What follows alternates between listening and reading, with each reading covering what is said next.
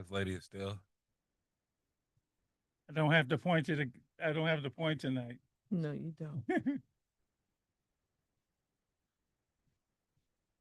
2 seconds. I'm joking. I'm like, that was the fastest 45 20 seconds. seconds. 20 seconds.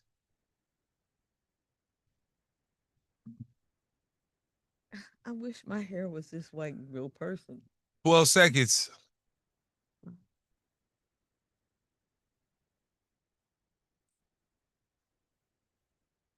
Greetings. This is Lady Estelle and the Street Soldier.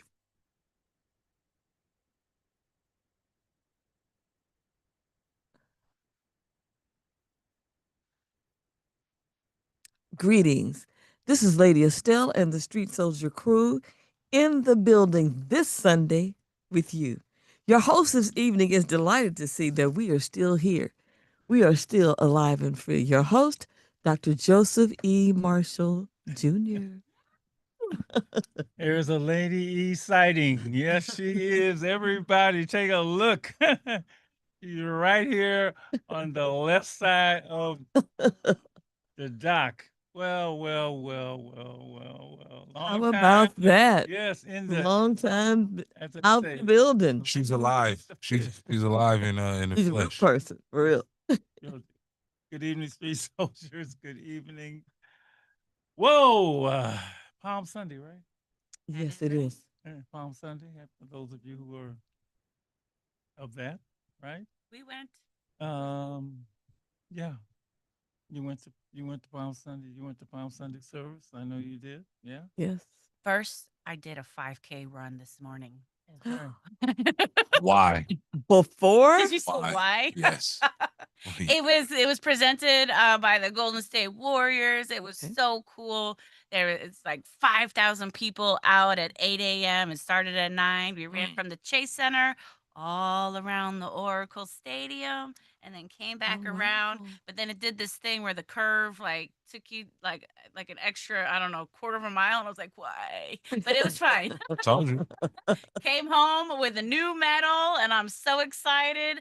And now I got Evelyn's water bottle with me filled with ice cold water.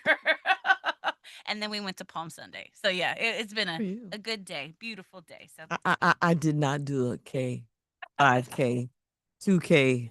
No. 1K. No, no, no, no. K went to the car. What time in the morning, Ann? 8 a.m. Oh, I was asleep. Yeah. I don't know. I don't know. Oh, then I got the senior seasick Tosilog burrito. I was so excited. But then I wanted the seasick chicken wings and I was gonna get you some, but then it was like it's gonna take an extra 15, 20 minutes. And I was like, no, I get no, sorry. So next time. Yes. Thanks for thinking of me. Anyway. Yeah, you know. So that's Ann Bassett, better known as That's right. Andy Living life. B, Street Soldiers. We are ready to go here with another wonderful show for you, keeping you alive and free. That's what we do. It is the last show of Women's History Month. It has been always a wonderful month, saluting the ladies. Uh, and we got another one for you today. But we're just so fortunate to have Lady E in the studio. So, any words that you have for your audience, who is like, maybe I shouldn't put that. We might be bum rushed. Oh, Security guard downstairs might find Lady E. Oh, such a special lady. no, no.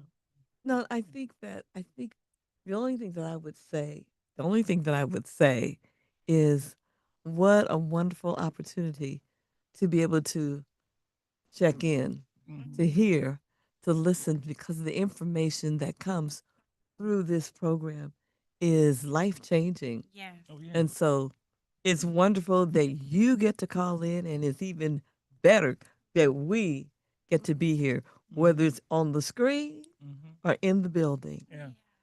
to Yeah. talk to you and share with you, listen to you, and just make the connections because they're really necessary. They're really needed. And we've had the pleasure of getting Lady E's books Yeah. this month. A whole bunch of folks, um, including the ladies at the station, right?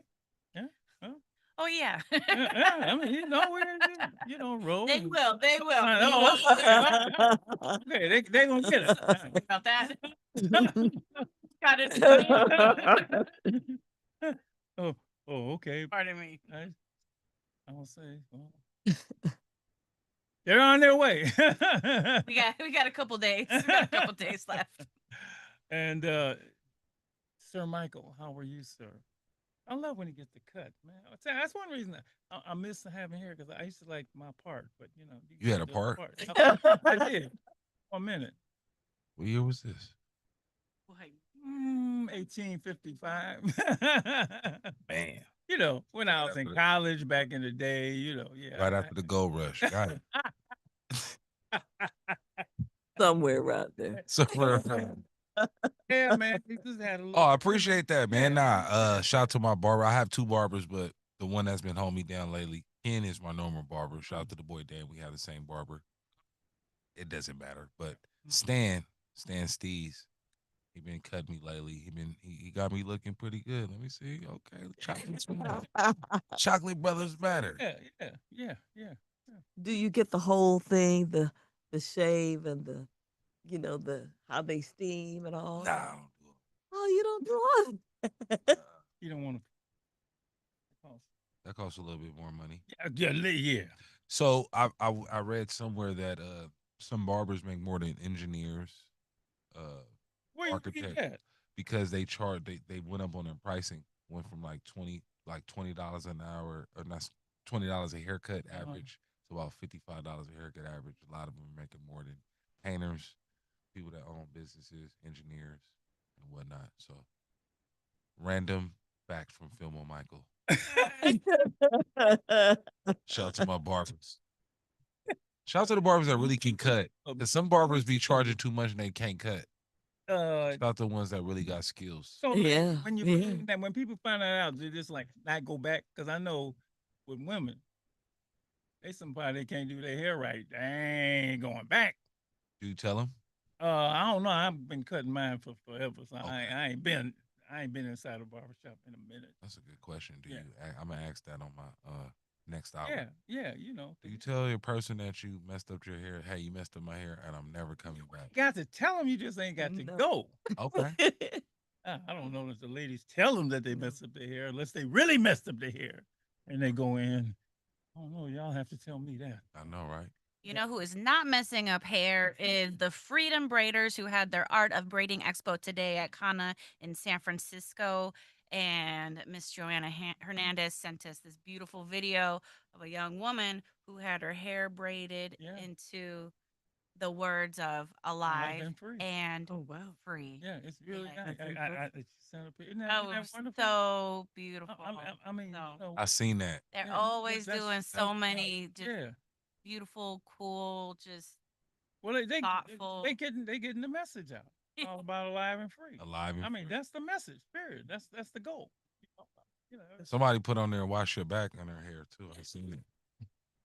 there one day, Mike. It's like, wash your back. Stay alive and With free your back hair. via your wash back. So how you see cars that are like dirty, and then you see somebody Oh, put, wash Yeah. wash me. Yeah. That's pretty. You get somebody's back and Mike Oh, right. wash That's my back. great. Mike, That is awesome. I'm doing that. I'm taking that. Thank you so much. Oh my God, that is genius. Wash your back. Wash your back, and Wash your then back is dirty, and I could. You could probably Okay. seriously. That's $1 million. That's $1 million deal right there. You could get pay somebody, a little actor thing, give him a little gig, get the back all dirt. Hey man, that's some serious. Now, hey, I want to cut. If you Yeah, you deserve a cut for that. yeah, That's huge. They be walking around as model. "Well, wash your back. Damn man, Thank you. that'll go That's gonna go that viral. viral. Gonna go viral. Okay. That's it right there. I just got a text message that said that's the one. Okay. that's the one. What's Nice. up? So, how you doing, brother? Speaking of the one, I'm looking at Uh-oh, I Lady can't Estelle hear in it. the studio. Can't hear it. Oh, You can't hear me? Right? We got you yet? Talk. Hey, Talk. what's up, y'all? We got you. What's up, man? Speaking of the one, I'm looking at the one and only Lady Estelle in the studio. Yes. Yeah. I know Ann and Philmo Mike must be feeling good having this Yes. Feeling. royal presence in the Yeah. studio this evening. I got a real hug. I made sure. Like we see you on camera, and that's great. You know, feels powerful in that way. But I needed the touch. Yeah. Praying grandmothers with lots of love in their heart, their hugs feel a little bit different, I guess. Mm. Huh? Yes, that's right. He is a praying one. Yeah. He is I am definitely a praying one. Nice to see you, Lady. No, good to see you too, Mm. Malcolm. You know, my grandson, I forgot to show that. My grandson sent me a text message the other day. He said, Gigi, would you pray for me Mm. to have he wanted to be in a particular lane. You know, God's going to put you in the perfect lane.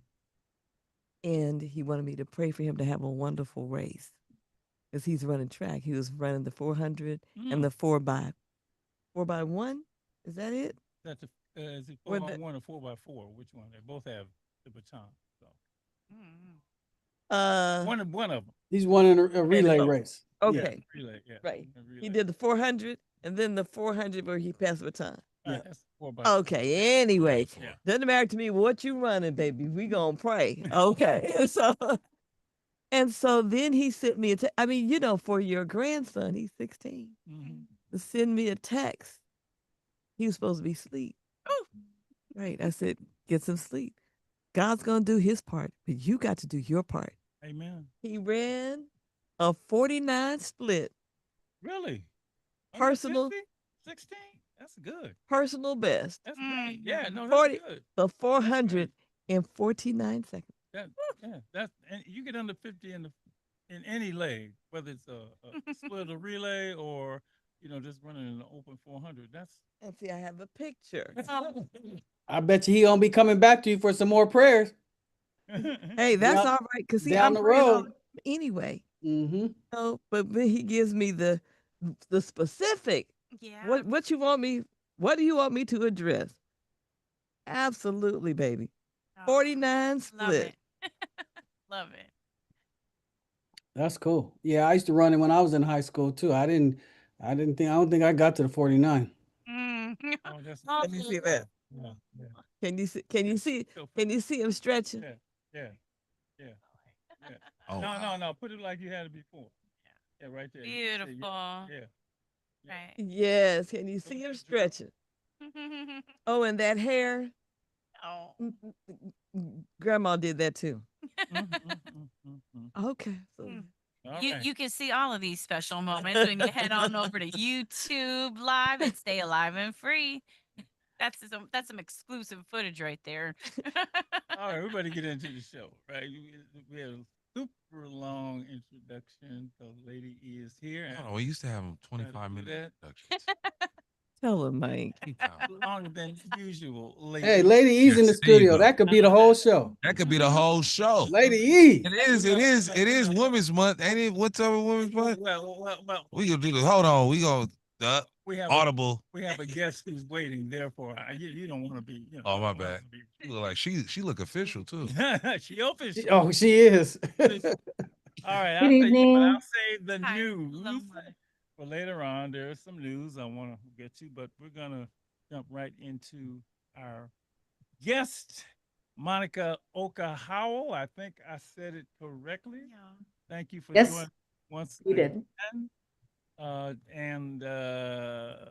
It is Women's History Month. Monica has been with us before, and I got an email from her this week saying, Dr. Marshall, if you don't mind, I'd like to come on the show and talk about something that is going on in airports across the country. Mm. That man, Mm. it's hard and hard to say. I can't even say his name no more. That person, that man, I'm still giving him the benefit of man in person. Okay. Has deployed ICE to assist. Mm. Yeah, nice words I use. TSA workers in moving the passengers along through security. And I haven't flown lately. Lady E has flown. And the delays have been considerable. I had a Mm. friend of mine who was coming back from Houston, Mike, and he waited 5 hours Ew. in the line to get in. Ugh. So the need is there. Why was he in Houston? I Okay. He just went to do some business and he was on his way back. Yeah. Now the thing is, instead of like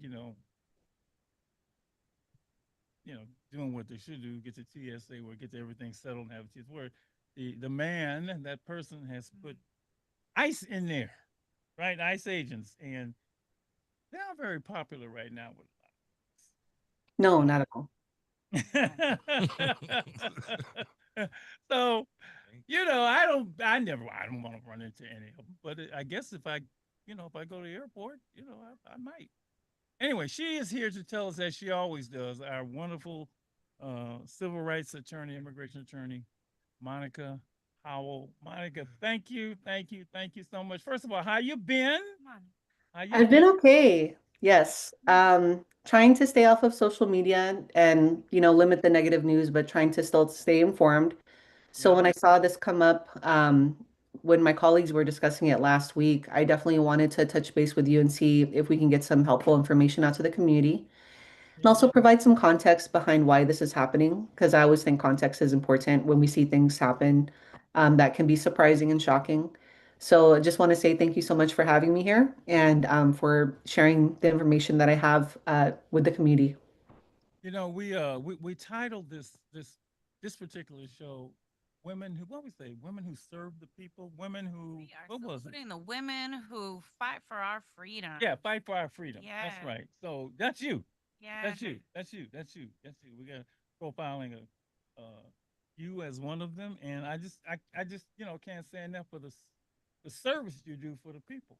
Um, uh, and just thank you, thank you, thank you, thank you, thank you. I know the last time you were on, and the lines were full, and people were saying, "Wow, I need to know this. Know your rights." This is know your rights. So go ahead and talk about this issue of. We may go a little bit further with this, or take some phone calls. With this issue of if one encounters ICE, but let's start with you. You were telling me there was a incident where somebody was detained at the San Francisco airport. Let me you go ahead, jump into it. Okay, so there definitely was an incident last Sunday where somebody was detained at the San Francisco International Airport. I do want to start from the beginning, however, to kind of give a context as to how we got here. So, like you said, ICE agents have been deployed nationwide, and it started because in mid-February, funding was lapsed for the Department of Homeland Security. And essentially, what happened is TSA employees have been left to work without any pay. Yes. So, what that means is that, and this information is coming from an NPR article that was published on the 26th of March. So, definitely wanted to verify the sources and information that I'm using. Since then, since mid-February, more than 480 agents have quit, according to TSA's Deputy Administrator Ha Nguyen McNeil, and thousands more have called out of work each day. And so, meanwhile, ICE has been unaffected by the lapse in funding because Congress actually allocated a separate $75 billion Hmm. funds to the agency last summer. So NPR spoke with the co-director of UCLA's immigration law and policy, whose name is Hiroshi Motomura, and he pointed out that this is a dangerous situation because ICE has been essentially transformed into a police force that Hmm. operates under more aggressive rules that are traditionally lawful and accepted only at the border, but not inside the United States.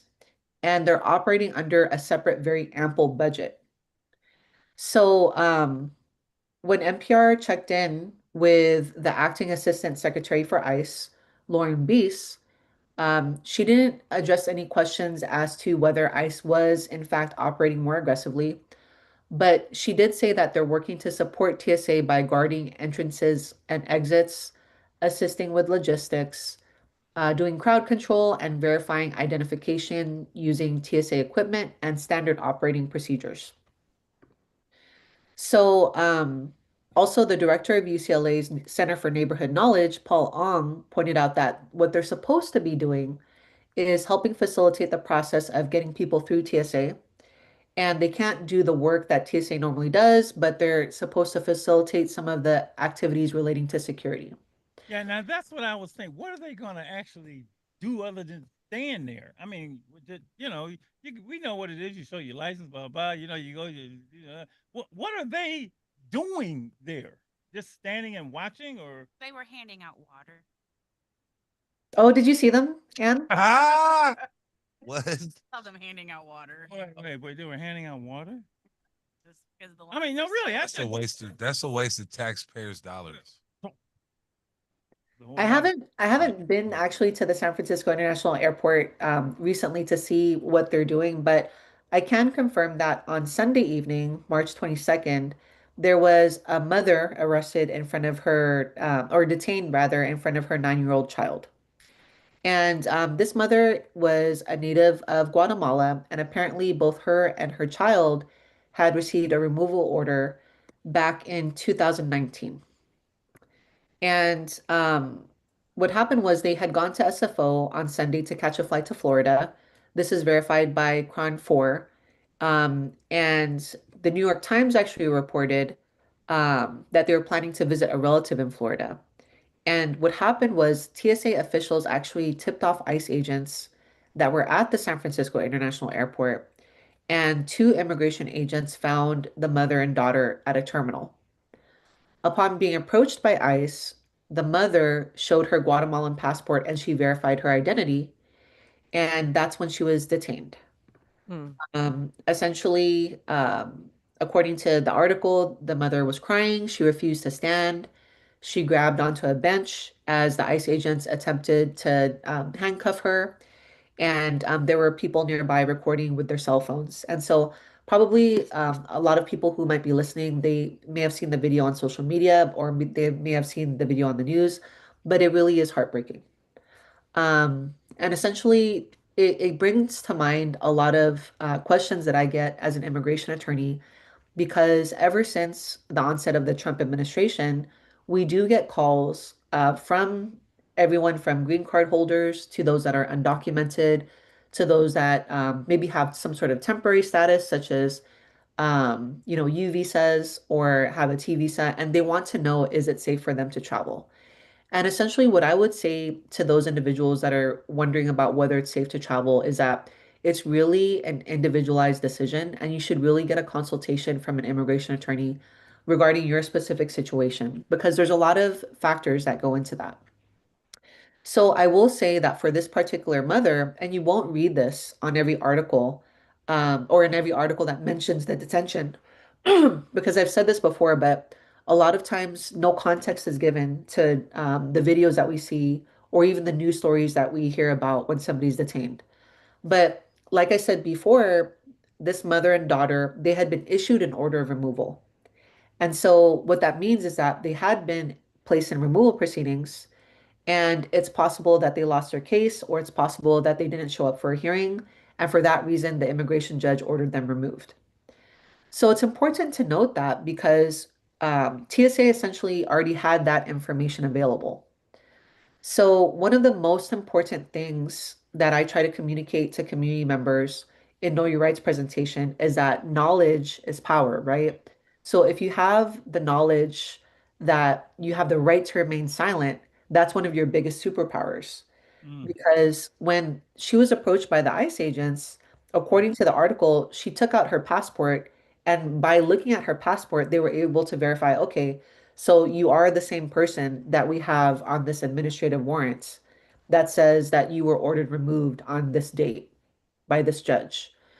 So it it definitely it definitely highlights the importance of seeking counsel and asking, is it safe for me to travel right now?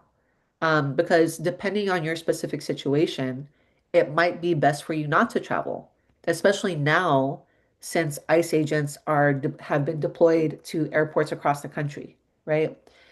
And another thing is that even if you're not in an airport, even if you're on the street, or even if you're on the way to work, if you're exiting your home, about to leave to pick up your son or daughter from school, if you're approached by an ICE agent, the most important thing that you should know is that you have the right to remain silent.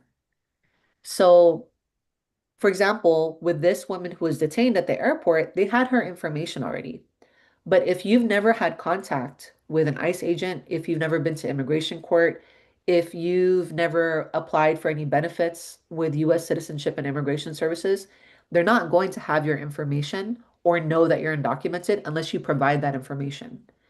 So it's very important to know that if you're approached by an ICE agent, you do have the right to remain silent. You don't have to provide your name, your country of origin. You don't have to provide any information about your status. You should just assert, I'm exercising my right to remain silent. I refuse to provide you with any information without the presence of an attorney. That's it. So if they don't know where you were born, if they don't have access to your identification, if they can't even identify you by name, then they don't have any grounds to detain you. So I really wanted to make that clear. Um, another important thing to Oh, go oh, ahead. No, go ahead. Go ahead. another important thing to note is that sometimes, even if you are detained by ICE, um, it's really important to let them know that you're afraid of returning to your home country, if you indeed are afraid of returning to your home country. And you do have the right to a phone call. And so I would say that if for some reason you are detained by ICE, let's say you are coerced into stating your name, they know that you're undocumented. At that point, you should request to call an attorney or somebody that you trust that can get you in contact with legal counsel. And the thing is that sometimes this happens. If you're undocumented right now, what I would suggest, if you haven't had a consultation before, is you should get an immigration consultation, and it doesn't have to be from a private attorney. There's a wonderful organization called Immigration Advocates Network. And if you just Google Immigration Advocates Network, you can put in your address or your zip code, and it will come up with a list of nonprofit organizations that can provide you with either low cost or free consultations. And you can speak to an attorney to see if you qualify for anything. And when I say qualify for anything, that means qualify for a form of immigration relief for which you can apply so that, if you don't have status right now, you can see if you can file a petition or an application for something, right? And another thing that's important is if you haven't had an immigration consultation for several years, laws change and situations change all the time. So I do recommend that if you haven't had one for 1 or more years, you should probably touch base with a local organization or meet with an immigration attorney for a consultation to see if you qualify for a form of relief. But just remember that you definitely have rights in this country. It doesn't matter if you have lawful status. You have the right to have your physical integrity respected. So the ICE agents shouldn't be touching you. They shouldn't be forcing you or to elicit information from you.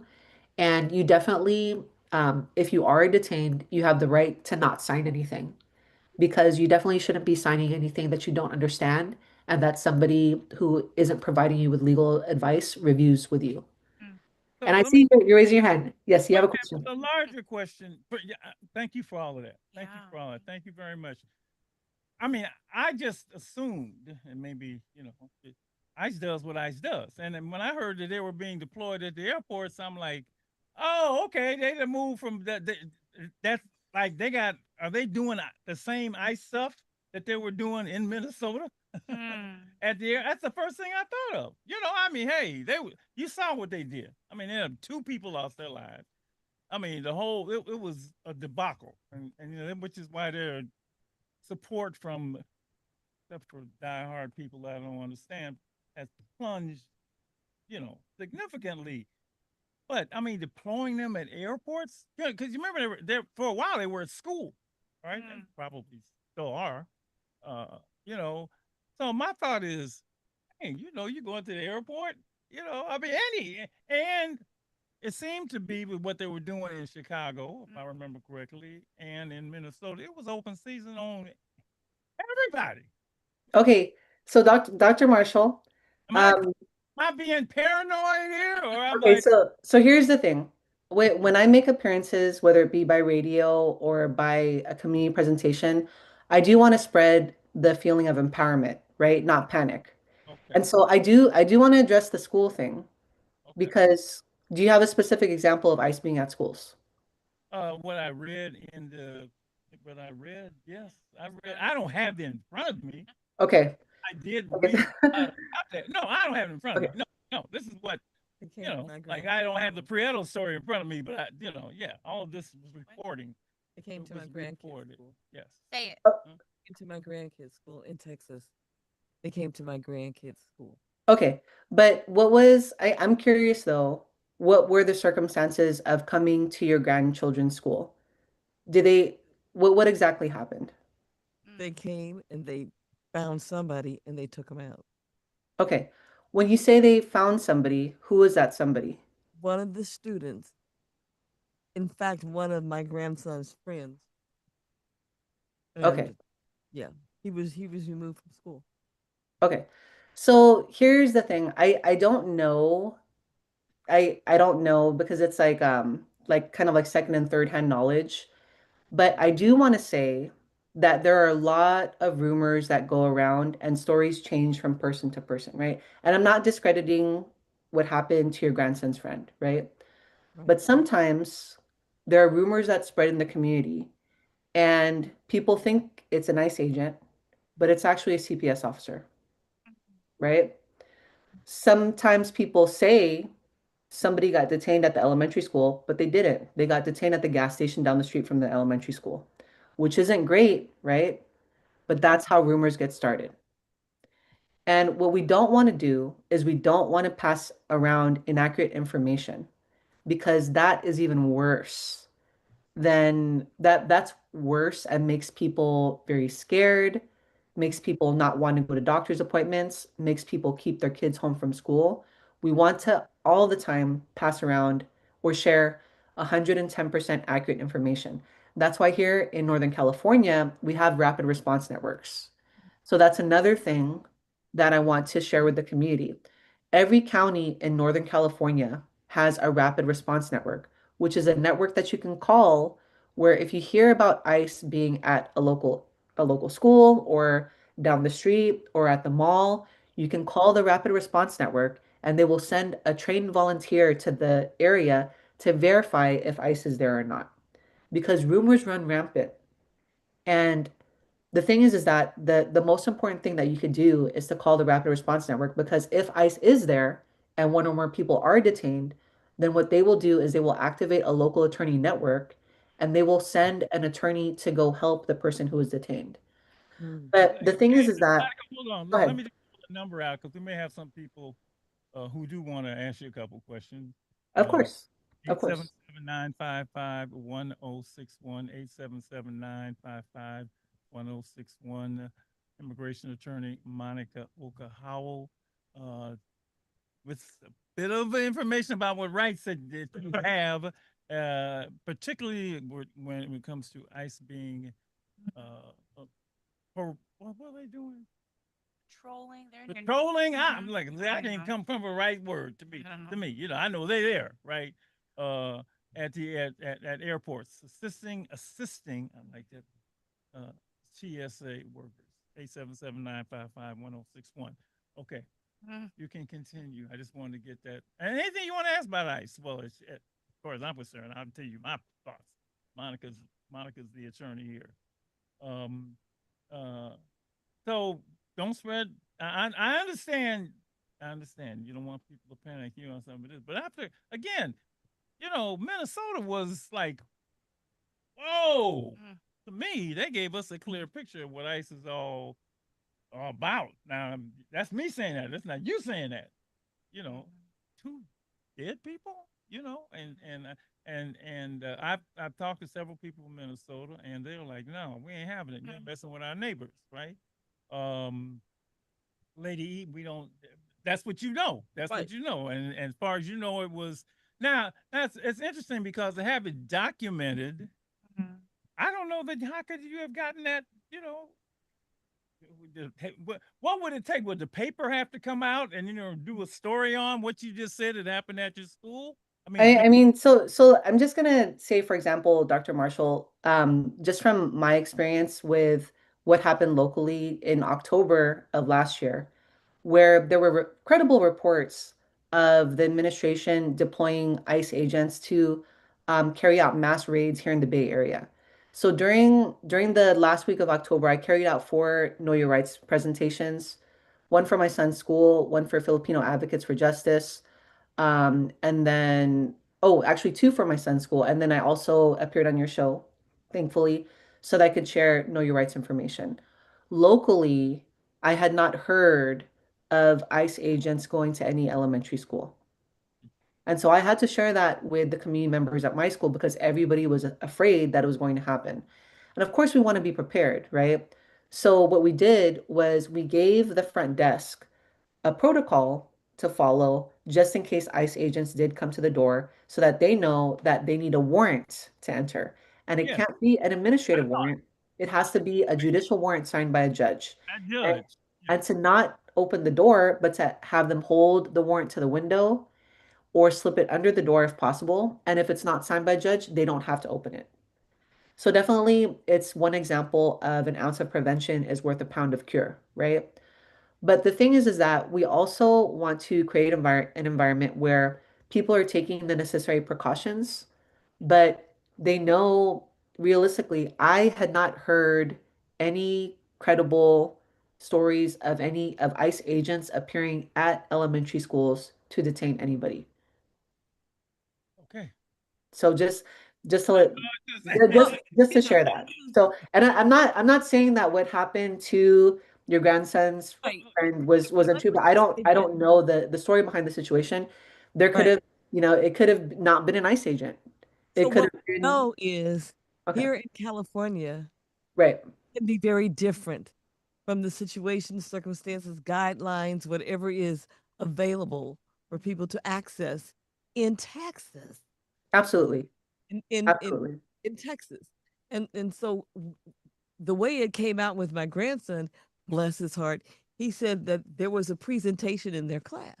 hmm And I don't know what the presentation was. He said, but he said they came in and they said that ICE agents will not be coming to our school. And so they were there just to calm the kids down. Don't worry, that's not going to happen here at school. And he said, and then they came in, ICE agents came in and took out, in fact, he said, one of my friends took him out. So he Okay. said, what's really going on? Again, like my mother used to say, I wasn't there, not holding the light, don't have any accurate, don't know how true this is, but it's unlikely that he's going to first start off with, they came in and made a presentation, and then this is what really went down. Mm. Okay. So I'm not going to comment on it because I wasn't there.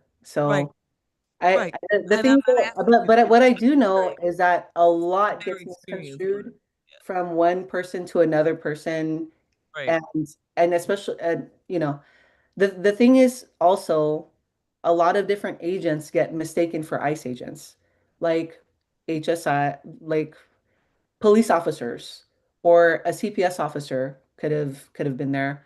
ICE agents themselves, they wear windbreakers that say police on them.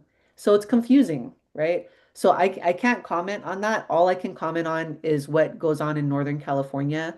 And I haven't seen it. I haven't read anything credible about it. So what I don't want to do ever is spread inaccurate information so that people are afraid to bring their kids to school, right? Or who are afraid to bring their kids to get medical services at the hospital, or who are afraid to show up to the court to attend their hearings, thereby resulting in an absentia removal orders, right? So And do I rather than focus on got a a chance to story, no, I'm just gonna say, rather than focus on a story that I can't verify, right? I'm going to share the information that I know and the rights that people can assert. So, well, help me with the ICE thing, if you can. If you can. okay. Are Uh-huh. they supposed to identify themselves? Do you know? Are they supposed? I've read. I've read things. I don't know if they're true or they're not. You know, do they have to identify? I'm with ICE. Do they have to show this, that? I know they got masks. Apparently, Right. at the airport, they don't have masks. Yeah. Right. That is the concession that has been made. But are they? Are they supposed to? Or do you know? And if you don't know I don't know. that's I good. don't know. So, Because there's so much that we don't know. right. That's the issue that has come up with this whole ICE thing. What we don't know. And then these are questions that we can ask. We can do some research, you know, Yes. because we don't, people who are listening to the show aren't just California. We've got, yeah, Right. Right. we've got Got listeners people in Jamaica from, yeah. right, from trying to get all back over. to the So States. the information that you're providing is absolutely valuable because see, then I can go back to my little one and say, okay, and this is high school. Right. So we can have a conversation and I can let him know, Facts. be aware of, you can do this, do that. You do not have to, you know, 'cause Show your yeah, ID. it's good information. It's good to know. And there's things that we need to know. If we don't know, we need to be looking and finding out. You know, you're right. It's thank you for absolutely that. Essential. It's absolutely essential because that's something you can't say. Mhm. And but you see, and I assume that doesn't vary state to state. I mean, well, that's the other thing we Who got to find knows? out, right? Right. There you go. Who knows? Yeah. Who knows? Yeah. Yeah. Okay. I mean, I'm just looking at a September 2025 article from NPR, and it says while ICE leadership has endorsed agents' use of masks, and the federal law doesn't mention the use of masks explicitly, there are efforts by lawmakers across the country to bar federal agents from hiding their faces outside of medical or tactical reasons or for undercover work. But there are no current laws requiring agents to show their faces. Problem. Now, see, yeah. Now, I had read that certain states were trying. In fact, I thought I saw it in California, or said that they can't wear masks here on a state. But then you got the federal, you got the state, you got. Well, they shouldn't be wearing masks. Of course they should. Yeah. Absolutely. Yeah, that shouldn't even be a question. That should not be a question, but Right. that's why all this. And again, if we didn't know, and this is beyond, Mike wants to say this is beyond you. So with this is delved into this whole discussion of ICE, and Minnesota did that. This is why Minnesota it's so did that. important to There's no know doubt. you're right. Right. This is why it's Facts. so important to hear Yeah. that you have rights and what they are, what we can say, what we can do. So if an ICE agent approaches me, you remember the guy that was African Oh. and he was basically, you don't have to show him your ID. He was like, "Why do you want my ID? I can't." Like, no, I don't, you don't have to show your ID. I'm asking you, Miss Howe. You don't have to show your ID. Yes. Sorry, I was trying to pinpoint the specific question as to whether or not they have to identify themselves. And I don't have a clear-cut answer to that at this point. It's crazy. But the thing is I would say you don't have to identify yourself. You don't have to take out your ID. What I would recommend is to assert your right to remain silent. Even if the ICE agent goes to you and says, "Oh, are you Jose?" Don't even nod your head yes, right? So don't give them any information that could help them verify that you're the person listed on the administrative warrant that they might have in their hand. Okay. Well, you are a fountain of Knowledge. information, And it's knowledge, such important information. and Goodness. yes, because people are still traveling. Like Who is me, still traveling? Like you. I'll be at SFO in a couple of weeks. You know, it's like, and then I can't even tell myself, you don't have to worry about ICE now. Because who knows who has to be concerned about ICE? Well, yes. You can't take anything for Yeah, granted. you cannot take anything for granted. Oh, we got a call. We got a call. I see we sparked it right here in the studio. Hi, you're on Street Soldiers. You got something you want to say? Hey, Yes. I wanna hear what your guest says. assuming everything she's suggesting that the lady, believe from Guatemala, traveling to Florida, which Florida is like the roughest spot, I think, with anti-immigration and everything. They're like I think they're the ones that first that started being very heavy-handed. I know that from various sources. So assuming the lady follows everything you guys suggest, what do you think realistically would have happened? What would have happened? So you saying if she would have not gave her ID? Yeah, on her everything that passport? your guest is suggesting, Yeah. you know, and considering how, you know, what things happen, transpire anyway, what would have happened? Well, that's a really good question because the thing is that according to the article, the New York Times article, she had already given her information to TSA, and TSA is who actually tipped off the ICE agents. So the best thing for her to have done was probably not travel if you have an order of removal, right? So that's number one before even going to the airport and then having the mindset that you're not going to provide information regarding your name, regarding your country of origin, and regarding your identification is if, depending on my situation, if I'm not a citizen, is it safe for me to travel? That's number one, right? And so if she were to have gone to any immigration attorney and she were to have explained her immigration history, any immigration attorney would have said, don't travel because you have an order of removal and immigration is at the airports, even before the ICE agents were deployed to the airports. Okay. So in her specific situation, because she had already provided her information and identity to TSA, at that point, if she refused to provide her identification, if she refused to state her name, it is still possible that she could have gotten detained by ICE. That being said, it doesn't mean that the advice to assert your right to remain silent is deemed useless, right? Because we're talking about a specific situation in which somebody was ordered removed, so ICE has your information, and you already gave your information to TSA. Okay. Now, let's take the situation and say the individual who was detained at the San Francisco International Airport had been approached on the street where she did not provide her identification, her name, country of origin to TSA beforehand, right? If she was approached on the street and then ICE approached her and asked, "Is this your name? Is this your daughter's name?" And she said, "I'm not providing any information without my attorney present," then they don't have grounds to detain her. And I will note that the Know Your Rights presentations that have been provided by nonprofit organizations, they have resulted in people not getting detained because people are asserting their right to remain Asserting their silent rights. Yes. and not getting detained. So there's proof that it works. But in this specific situation, unfortunately, um, because TSA already had her information and because she had a removal order, it would have been difficult for ICE not to effectively identify her. What if she would have drove to Florida and I then got mean, pulled over by like a regular police officer? well, that's the thing. If she was pulled over, it's my understanding that police officers, in most cases, they don't They don't have it necessarily and they're they, privy they to. don't necessarily tip off ICE, right? Right.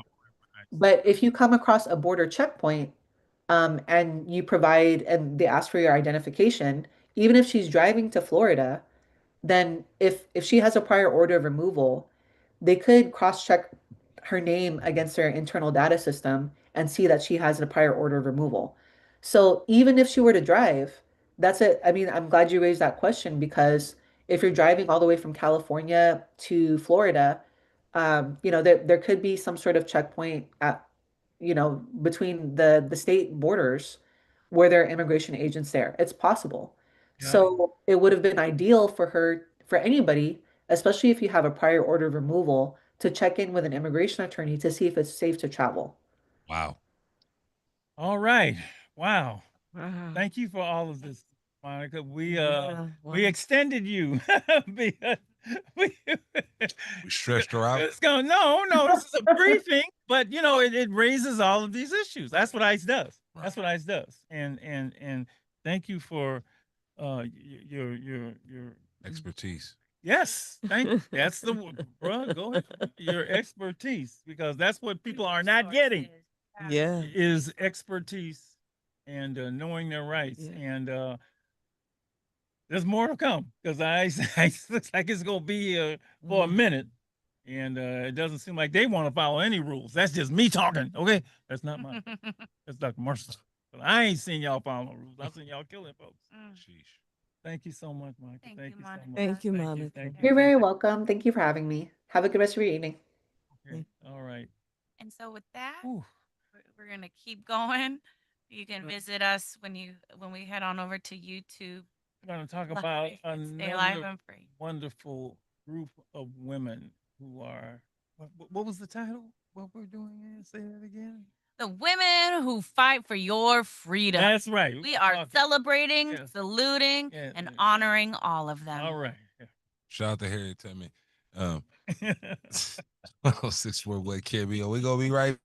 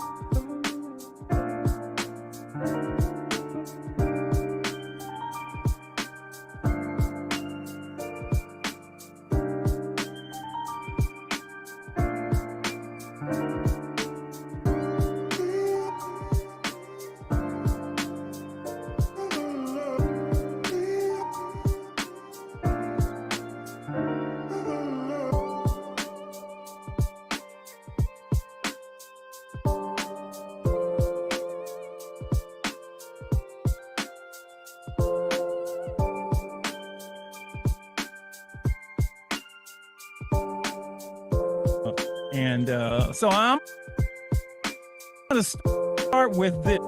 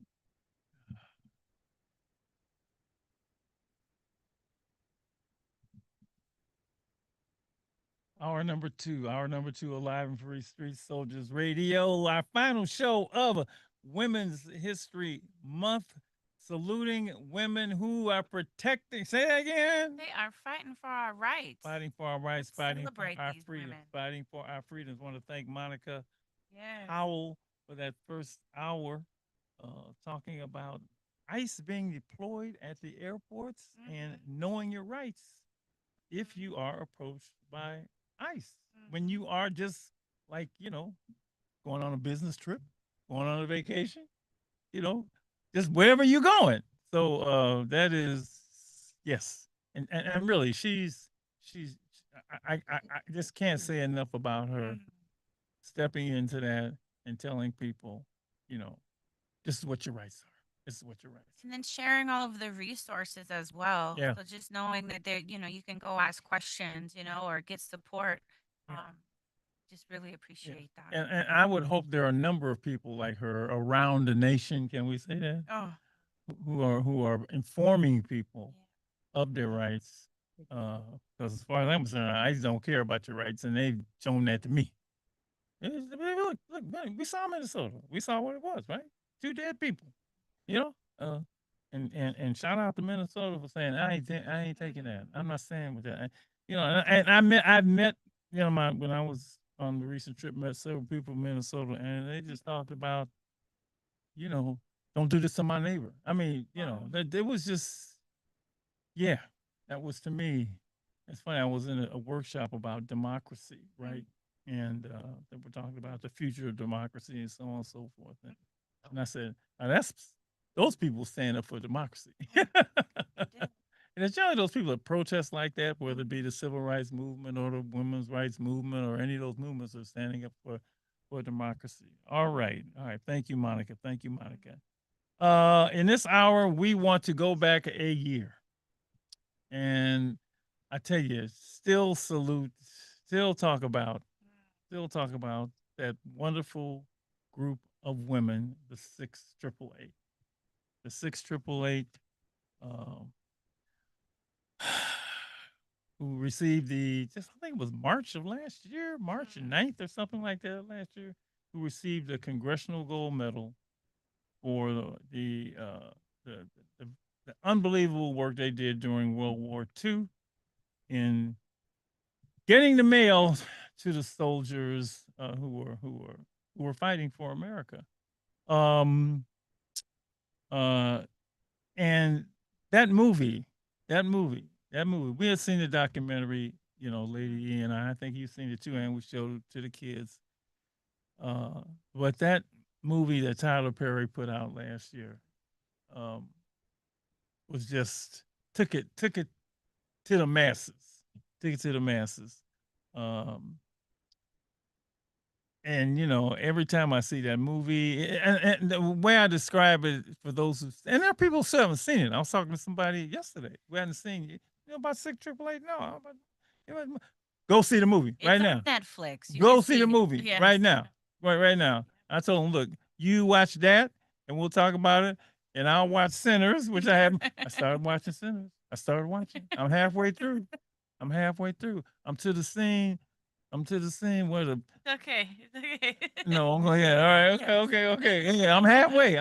Like, it was daytime, but tonight I'm gonna go. You're gonna watch it tonight. I'm gonna watch. Yeah, I gotta see that. I gotta see the rest of it. Okay, I gotta see the rest of it. Anyway, that's they're gonna watch 888. I'm gonna watch Sinners, and then we're gonna have a conversation. But wow, I just why are you laughing at me?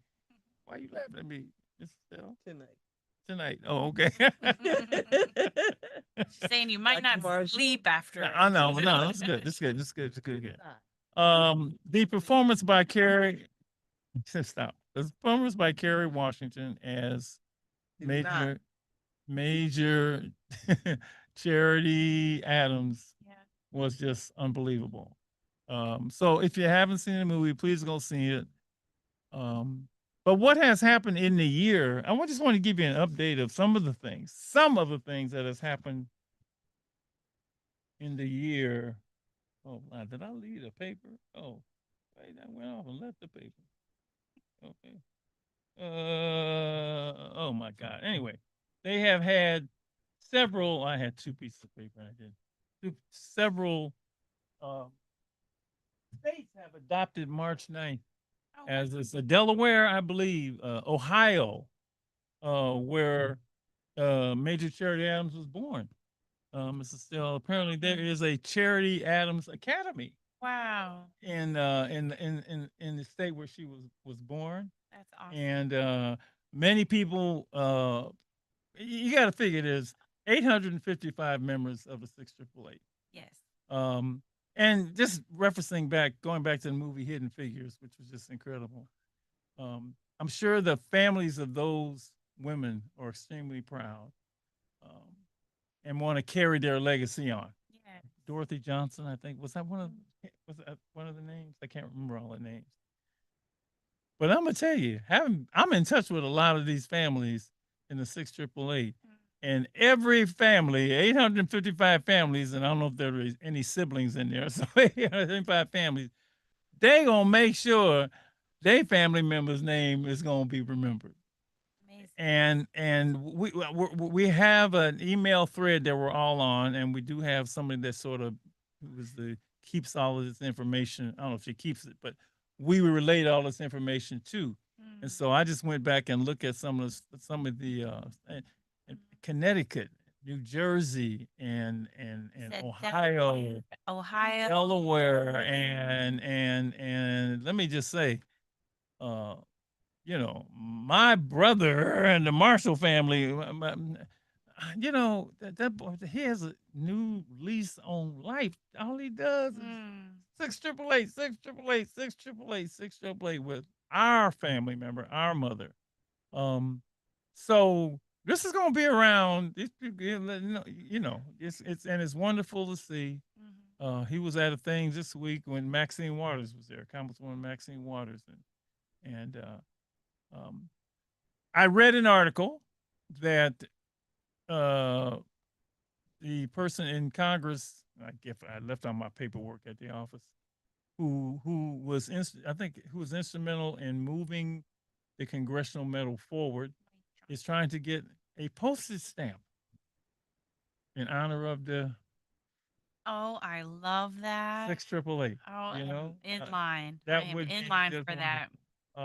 If you haven't seen the movie, go see it. It's a powerful story of these remarkable Black women in a segregated unit doing something nobody else wanted to do. They said they couldn't do it, and they did it.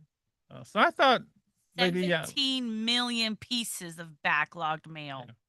That was a lot of family members reaching out and wanting just to hear from their husbands, their brothers, just no meal, the no morale. wives. Yes. So A handwritten note. you saw the documentary and you saw the movie. What are your thoughts? It was about- fabulous. Yeah. It's an unbelievable story. Yeah. Yeah. Major Cherry Adams or something, ain't she? Both of them. Over my dead, but I just and I have not yet met a person who has seen a movie. What a remarkable story! Whatever, for living American history. So we thought what we might do 1 year later. Last year we gathered a number of families together, 6888 family members, and have them talk about their mom, their auntie, their 6888. I mean, it's just I don't know what to say. I just don't know what to say. But let's meet some of them. Honor. Want to see some of them again? We're gonna see some of them again. All right. All right. Here we go. Here we go.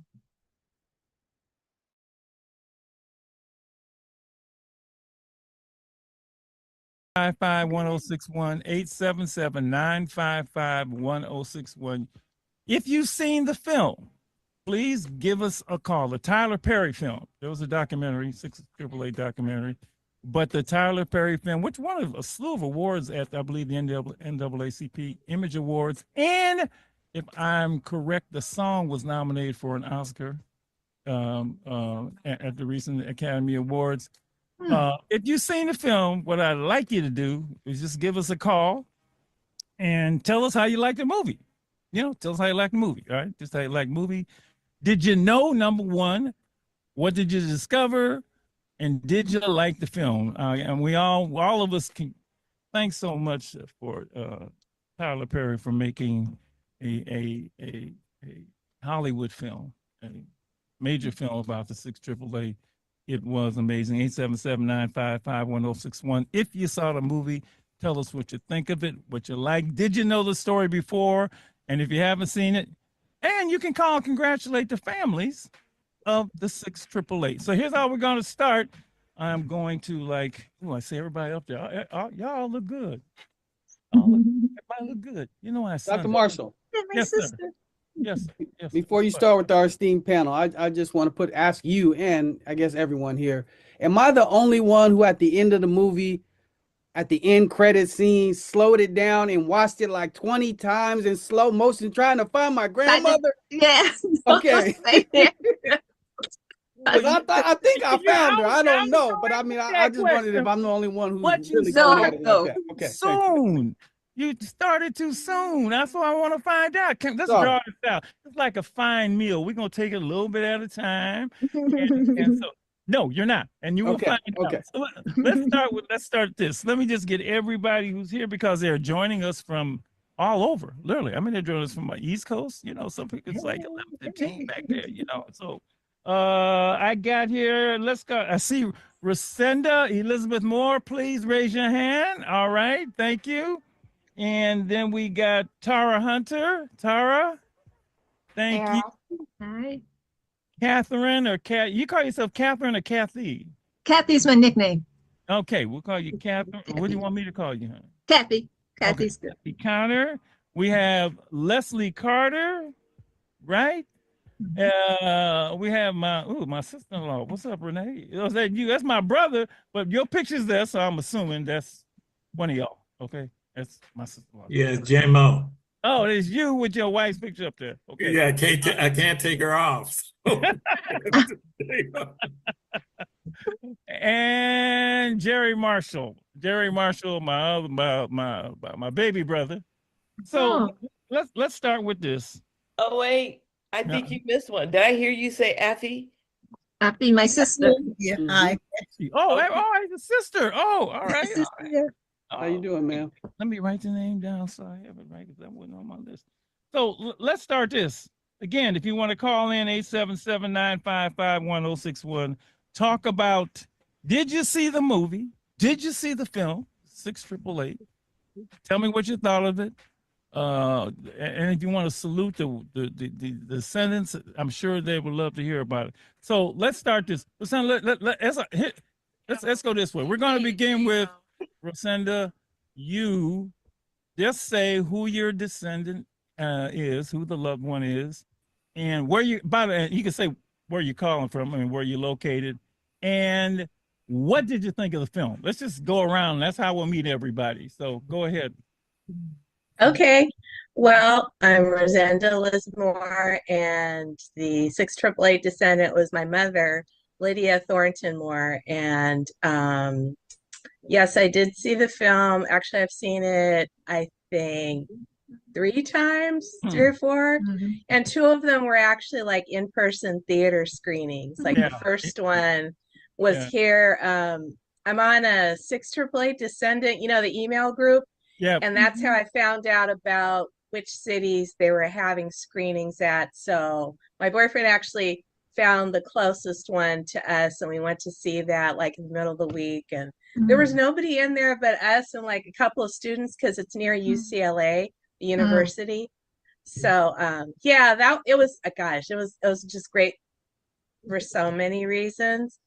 Because at first, actually, we weren't sure how it was going to turn out because, you know, we know Tyler Perry for other things, but not like historical films. But it was just, we were just over the moon about it. It was just every little detail. All the actors and actresses were just fantastic. And yes, at the end of the film, when they had the names, like we were both screaming, "That's my mother!" Like, and then there was like one character in there.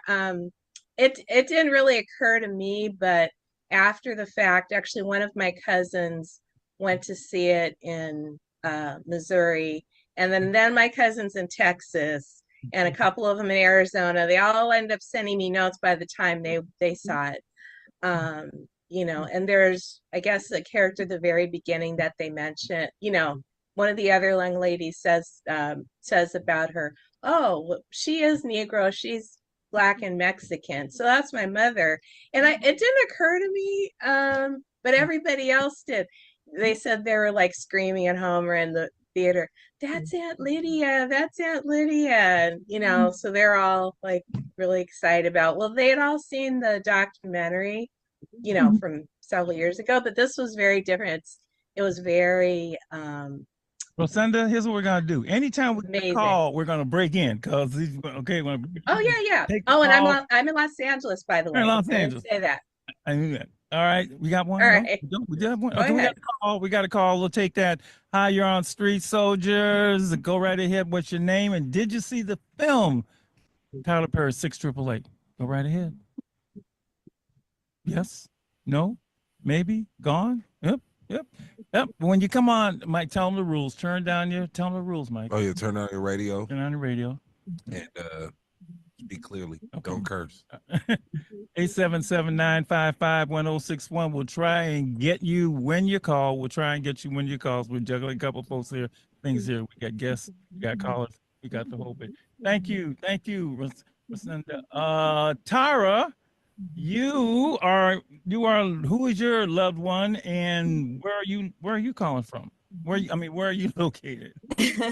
I'm Tara Hunter, and Hey Tara yeah. Hunter, real quick, 1 second. Let's get this call out the way, then we're gonna go to you. Okay. Okay. Hi, you're on. Go Turn on ahead. your radio. Yep. Hello. Yes, my name is Marcus Dawson. Mark. And oh, Lord. What's up, my brother? everything's good down here in Buckeye, Arizona. You saw the But film. I saw the film 3 times, and I have the DVD. We presented it during Black History Month here in Buckeye, Arizona.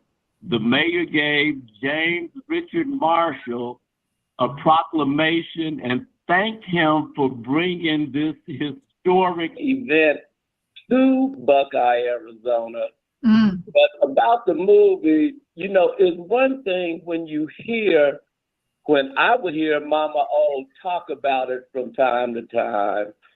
But then to see, and I do know artistic liberty was taken in making the movie and everything, but to see what actually these strong Black women went through to me, it was just mind-boggling. Yeah. I mean, I knew they were strong, but to see what they had to endure in the government army and just in the country period, it put a whole new perspective on it for me. Now, as far as the casting, I mean, Kerry Washington did a magnificent job. However, no, I shouldn't say however, I'll say, and that general, that man, he played that part to the point where he had me believing he wasn't playing. that was just how he is naturally, because he nailed that thing. But to just answer Malcolm's question also, I had to slow it down and go back through it 3 or 4 times. Because first of all, I forgot that Mama O wasn't Odessa Marshall, she was Odessa Taylor. So I was glad they had it in alphabetical order. But then when we saw, my wife and I saw Odessa Taylor, it was like, there she is, there's Mama O. So she got her credit and everything. And I'm just so proud of them. I'm proud of the descendants continuing to carry on that entire legacy. And I thank you, Dr. Mars, for doing this show. So I'm going to turn it over and let somebody else get to it. But the only reason I call Dr. Marshall Dr. Mars is because he's truly out of this world. Thanks, Marcus, for calling in, man. Buckeye, Arizona, 877-955-1061. Okay, Tara, and I'm sorry, folks, if we interrupt his calls, when the calls come in, we're going to try and take as many as we get because we're limited on the time we can do that. So, Ms. Hunter, let's go back to you. Again, I'm Tara. I am the granddaughter of Felicia LaVon Johnson. And excuse me, her son, Stephen Oliver Hunter, served as a captain in the United States Army. He was airborne and infantry. He served during the Vietnam War. And I have actually not yet seen the movie.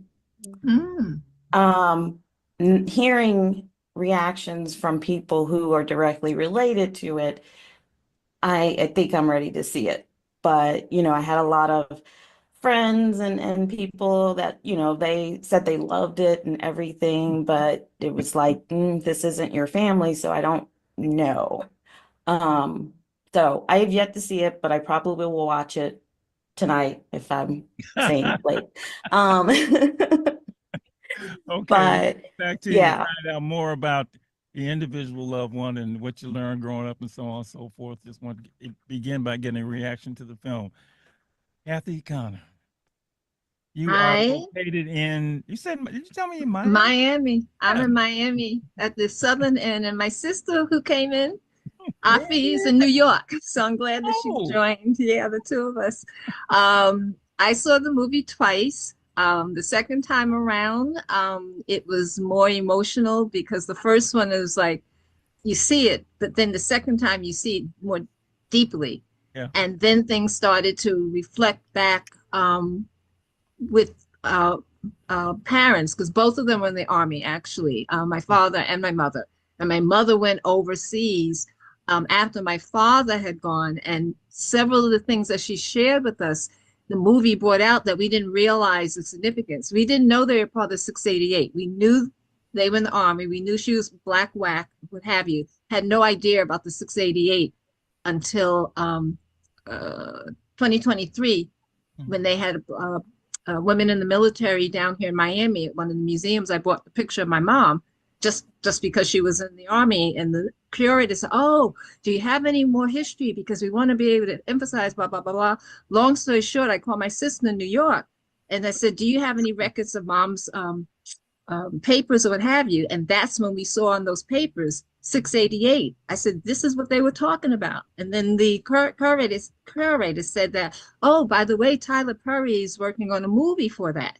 Yeah. So that's how we discovered that she was part of it. And then in the movie, actually seeing it, there were three significant things that came back really, really strong.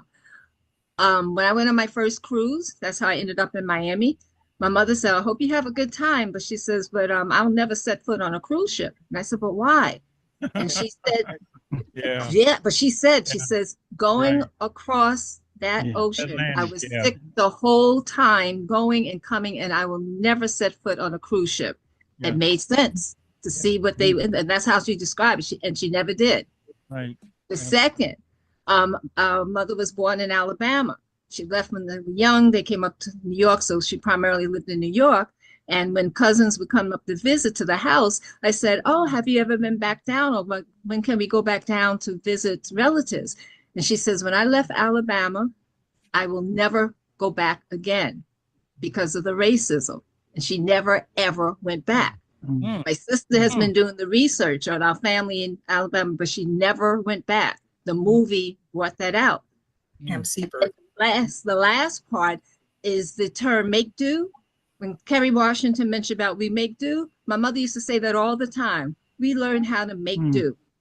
And it's significant that it all just came together, these little bits and pieces, because they never really talked about the in-depth, except the love story, which is the last quickie. My father went first. They knew each other in high school in New York. And they went to dances, what have you. He enlisted first, and I think a year or 2 years later, my sister can confirm because she's a historian. She went over. She was part of the WAAC, the Women's Auxiliary Army Corps. Army Corps. Yeah. And then enlisted into the full one, and that's when we saw on the papers that she was into 688. When they went over there, they met back up in France, and they got married in Rouen. And our sister, our oldest sister, who was passed away, her name was Ruana. They named her after the city where they got married, Rouen, France. And they talked about that. That was the famous love story that we always used to share about. But we had no idea the connection that's. But you discovered a lot in the movie itself. Right. That's that's wonderful to hear. Everybody saw them. The movie had. I don't want to say. Just you're saying that, I'm really glad he made the movie now because the discovery it did for you and your family. Film itself. Okay, let's keep moving here because we got a lot to cover. Wow, that blew my mind just hearing all of that. I want to add, when you saw the film, what did you think of the film itself? Effie? Oh, me? No. I thought the film was phenomenal and a far cry from the Tyler Perry customs that we are seeing in general. And I thought the performance by Kerry Washington was Oscar worthy. And as the gentleman said a little earlier, we had to go at least five times to catch my mother's name because there was a light shining on the screen. Because the scroll was so fast. I had to go back and I said, something is blocking that. And I caught it in an eye flash. I caught it with the red line, caught her name on there. The spelling was a little off, but it was accurate other than that. In the film, the minister, that was funny. After the night, then the morning after the night before the dance. And I love dancing. So I was watching them dance and whatnot, and he called all kinds of names at the church indirectly, but we know what that meant. And I said, I guess he was expecting us to do the minuet, And I said, oh, they let loose. They let loose the tension from what they had to do in the rat-infested cold environment. They were really going to it. I sort of related to that very much with the dancing, but I thought that this is just the beginning. This is another beginning, and an uncanny relevance is the gentleman that she married. He looked like our father. Our father, yes. We mentioned that. I was holding our picture up. I said, "Oh my God, is this a twin?" that was freaky. That was freaky. It was scary. It was. Yeah. It's really good to hear. The impact of the film on people. See, I mean, each of us, I think we all loved it. I mean, I don't think anybody did love it. That's why. When you see it, you're gonna love it. You're gonna love it. You're gonna love it. You're gonna love it. You're gonna love it. But to hear these stories that came out of, if that Tyler, I'm gonna call Tyler tomorrow and say, Tyler, let me tell you. I don't know. I'm not playing with y'all. But also, I would tell him, y'all, you really put your foot in it. He really put his foot, as the old folks say, in that film. Let's go to you, because you're also back east. You're on. You're in DC, and you didn't know how much time you can spend with us. I'm sorry. So thank you. No, it's quite all right. It's quite a pleasure. It's an honor to sit here with some of the other descendants of the women who served in the 688. So thank you for inviting me, allowing me the opportunity. I am in Washington, D.C., so I'm 3 hours ahead of you on the West Coast. But yes, there are two people that I'm connected to, one that I'm related to by blood. But I'm going to talk about the first person who I guess learned that I'm connected to, which was Miss Edna Bernice Schuster, who I learned after watching the movie in the credits. So yes, we stopped and slowed down the picture. Someone said that earlier. I wondered about it and related to by blood. And, she was actually married to my first person uncle, which was interesting because I never knew that. But my blood, who I was related to, was my grandmother, which was my uncle's sister, obviously, and her name is Gladys Schuster Carter. And I thought the movie was really great, and it's just wonderful to see kind of a continuum of making sure that women who served in World War II were recognized. And from my perspective and where I sit, it really was, in my mind and in my family, a continuation of something that my grandmother started, Gladys Schuster Carter. She was part of the Black WAC, and later formalized the structure and organization of the National Association of Black Military Women. And so she fought tirelessly to make sure, I guess in the 80s, I'd say 90s, really reaching out to the women that were still living at the time to make sure that they told their story. And I think they coined it her story. So for me, coming into watching the movie, very excited, and I hope my entire family very excited to see that effort continue through Tyler Perry. Now, granted, my grandmother never met Tyler Perry, but certainly he took on the role, took on the responsibility, and handled the stories, I thought, very responsibly. And it was a great movie. I enjoyed it tremendously. And it just, I smiled throughout. And some of the comments that were made by the actresses and the actors in there reminded me of my grandma, things that she kind of emphasized growing up. It kind of just helped me to make sense of it all. Things that she would say to us as we spent time with her. So yeah, I enjoyed the movie. It was good. I'm going to stick with the film itself before I go to Jerry Marshall, who I will let carry the banner for the Marshall family here.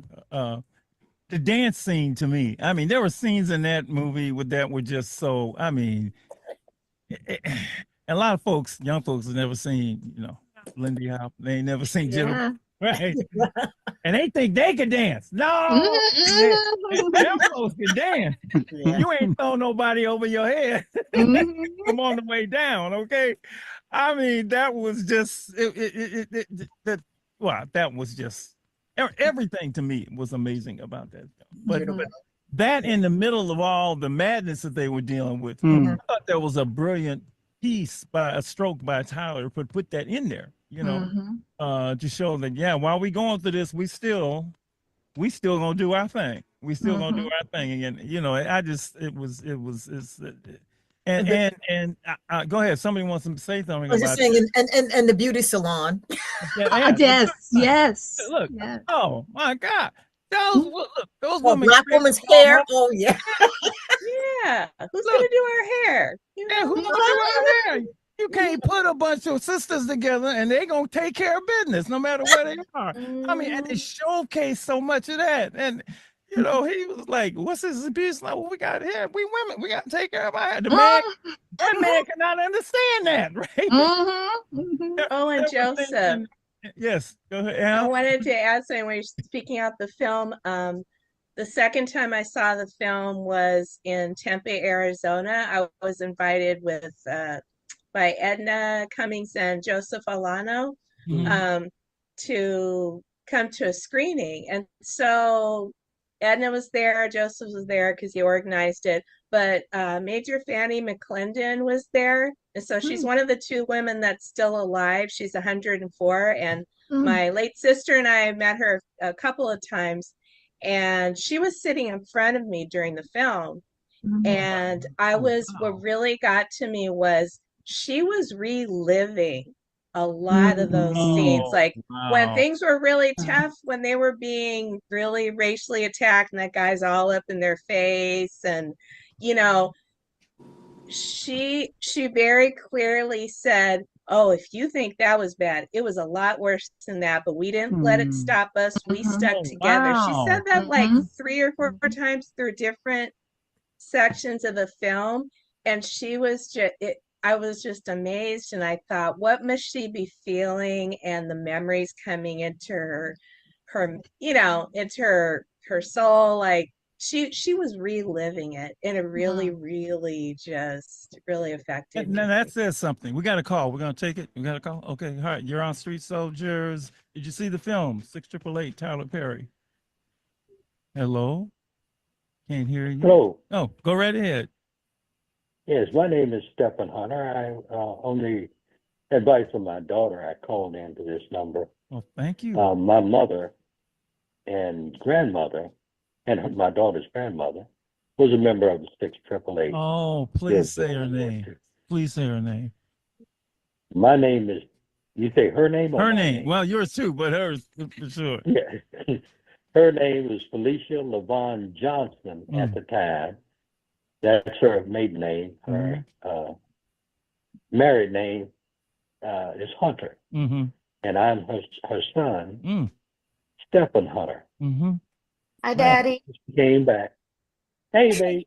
Okay. Oh, look here. Look here. I knew the word was gonna get around. Did you see the film, sir? I saw a little part of it, and I get extremely emotional when I let myself think about it, and yes, sir. And the fact that I didn't know that the unit had some notoriety until about 4 or 5 years ago. Yeah. And I stumbled across it then. Yeah. And so I resisted seeing the movie. And my mother, I don't think, she didn't play a prominent part in the history of it, but just to know that she was a member of the unit. That's a prominent part. That's fine. Yeah, and never spoke of it. Yeah, at least not to me. I think you find that's a common thing with a lot of the descendants of the 6 triple. Never heard about We're going to explore more of that later, but you're bringing something out that I think a lot of us know. Like, oh, I was just over there. You know, we just went on doing our duty. Doing my duty. That's right. Absolutely, absolutely. I know the film is it's hard to watch. Yeah, just because of the conditions and so on and so forth and what they did and not knowing about it, which is I think a shame when it comes to the history of Black people in this country, which they trying to go back to, but that's a whole nother thing we'll get into. But sir, thank you so much for calling in and telling us about that. They were amazing, and like I said before, the best thing to me is that they were a unit. They were one, and I like showing it. Lady E knows we're going to show it to our young women, our kids, period. But they ain't seen no women like this. They have not seen it. They're watching all these videos. Okay, so they have no idea that Black women act like this. They're either watching that or they're watching the Housewives of every city and and Love and Hip Hop and and all Temptation Island. Hey, they don't know these kind of women. So thank you so much for the call. Thank you so much for the call. Rosanna, I'm going to tell you this. Quite well. Thank you, sir. I actually got a call from somebody who's seen the film. It's a good friend of mine, and he called me and said, Dr. Marshall, I just want to know how much of this was Hollywood. Like he just really couldn't believe in his that this was like, he felt he probably thought 40% of it was Hollywood. And I said, no, this really happened. This really happened. Yep. This man did a good job of depicting it, but this really happened, and I had to tell him, no, man, And if you don't believe it, go see the documentary, because the documentary, which came out before the film, is excellent. Yep. And if you don't believe the film, go watch the documentary. And if you don't think Charity Adams told that boy over my dead body, go to the documentary and hear her say it in person. So Jerry Marshall. All right, you get to represent the Marshall clan. And did you see the film and what'd you think? I did see the film, but she did respectfully say, she said it respectfully. She said, how'd she put it? She respected her commanding officer by saying, with all due respect. Yes. Then she said, over my dead body, right?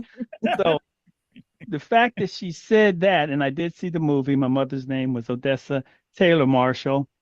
And one thing that stood out for me, or a number of things, was you're right, acting as one unit, but they had the characteristics Precision. of not only military, but what our ancestors had instilled in them, Yeah. right?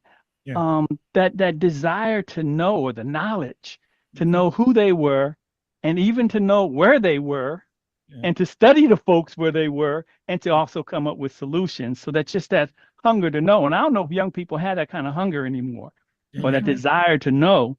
Yeah. And then they displayed in the movie so much tenacity Mhm. and determination. They was not going to take no for an answer. And they, No. I mean, and when you think about us as a people in this country, we've always had tenacity and determination. Yeah. And you know, within the whole segregation that was abroad and at home, right, that they were standing up for. And then the resiliency to bounce back after all that. I mean, what was it, Johnny May? She was the hard one that just said she wanted to punch somebody, I guess. But that resiliency to just hold fast, to do the right thing, to bounce back every time, it was just excellent. The movie brought it out. And then what our ancestors have always had, and I think we still have that now, is that faith. Yeah. Faith that no matter what we go through, That's right. how grandma used to say, this too shall pass. Yes. Mhm. Yeah. Mhm. And they all, it's like they all knew that, right? They all knew it. All knew it. And then I think that last thing that I think embodied was the love that they had for each other unconditionally, and Yeah. even tough love. Yeah. You know, when they talked to each other, they didn't really see it as disrespect, and I don't like you when you don't like me. It was like, that's just tough love. You know, she's just telling you about yourself. And they honored that, right? And they grew from that. Right. So those are those, you know, that desire to know, that tenacity, determination, the resiliency, and then that love. I call it grandma love. They loved each other no matter how bad they was or what they did, how bad they stank or didn't do this. They still loved each other to overcome the obstacles. So it's like what you say, Doc. You know, they have to be alive and free and educated, right? And they definitely were alive. They knew they were free in their mind. Yeah. And they had that knowledge to know what to do and when to do it and how to do it as a unit. One thing that brought tears to my eyes when finally they recognized those women in the train station. Yeah. And they got that salute. I just like, Yeah. you know, I just broke down on that one, Yeah, right? you did. That was like, ooh.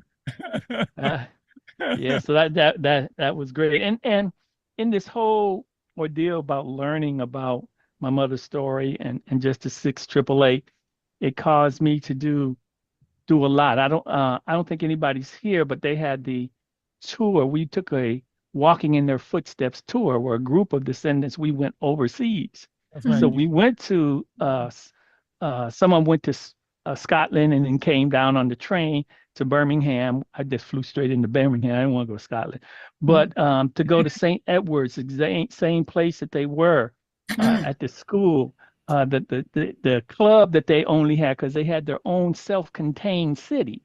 They had their own motor pool. They owned the recreation. They had their own, you know, they cooked all the meals. You know, they had everything self-contained, the bar, the beauty shop, and everything else. And their ability to create and solve problems was just amazing. So on the tour, we also went to Rouen, France, and there, I guess it was Petra Quilly. They were actually honoring Charity Adams and naming a street after her. We were down there, so they all had us signing plaques and things to honor her. And she was a phenomenal and amazing woman. And I'm in Greenville, South Carolina, and she grew up in Charleston, South Carolina, right? Then we went over to France and to Paris and saw where the women were there. A lot of times we kind of try to walk in their footsteps. I mean, when they were doing the parade marches, you see these iconic images of the people. Yeah. We went to the same place. And we had the nerve to line up and try to march like they were. It didn't work, but it was just good knowing that they were there and we were there. Napoleon statue. They marched in front of that statue. We Gary? lined up and we marched in front of it. Yes, sir. Oh, I think we got a call. We got a call. Okay. Let's not take this one before the hour is up. Go ahead. Hi, you're on Street Soldiers. Did you see the film, The 6888? You gotta turn your radio down. You gotta talk to us. 5, 4. Hello. 3. Yeah, all right, we got you. I hung her up. Call back. I hung her up. You got a minute. You got about 30 seconds. Turn the down the radio down. radio. See, they're listening and they're talking. Say that. Yeah, there's a line. We have to wrap up this hour and go to the next hour. It's funny. There are lines in these films that are just memorable. And when Charity, they go into that hellhole in Scotland, right? That castle, and they looking around. What the? Our mothers and grandmothers have dealt with shacks like this before. Hello. Right? And we can do this. I'm like, that's like women. Okay.